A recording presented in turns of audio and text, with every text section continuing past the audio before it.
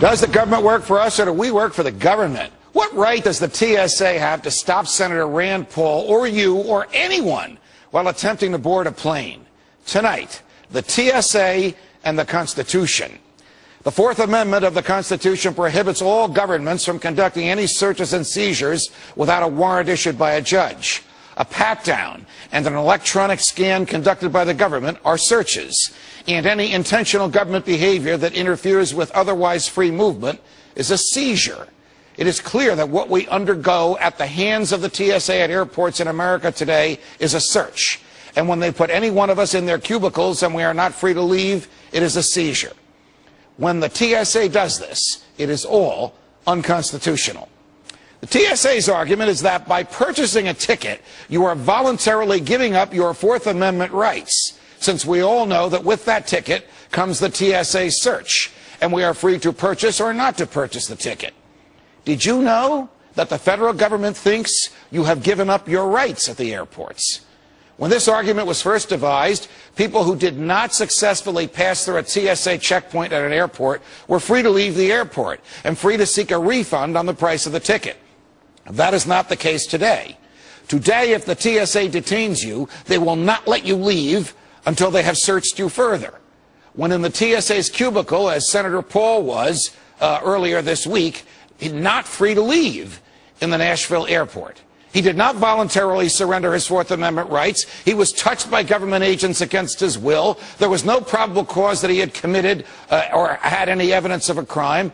Under the law, when a person is not free to leave the place where the government has put him, that person has been arrested.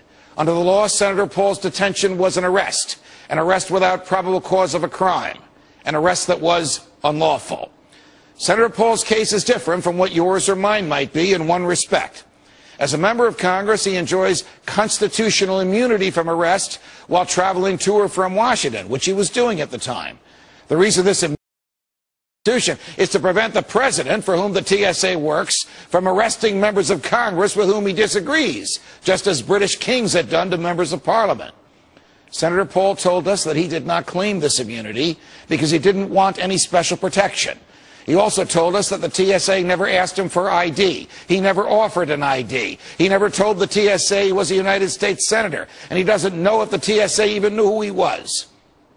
Why should the federal government, which can't deliver the mail or keep Medicare, Medicaid, or Social Security solvent, which hasn't had a budget in over 1,000 days, which spends 40% more than it receives in revenue, take over all commercial airports, interfere with a private industry at the most crucial juncture between the industry and its customers, and not permit that industry to protect its own assets?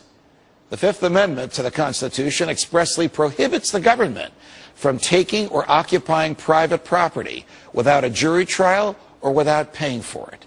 At airports, not only does the TSA occupy private property against the will of the owners of the airport, not only does it not pay for that occupation, it charges the airlines for its presence and its so-called services. The constitutional and the free market approach to this would be for the burden of the safety of travelers to be on the airlines. The airlines have the most to lose because they can be sued and the government can't. Did you know this? If the airlines ran their own security and they let a terrorist on board who harmed people, those who were harmed can sue the airlines. But if the TSA let a terrorist on a flight and that person harmed anyone, the TSA cannot be sued by those who were harmed. Congress has prohibited such. Did you know that?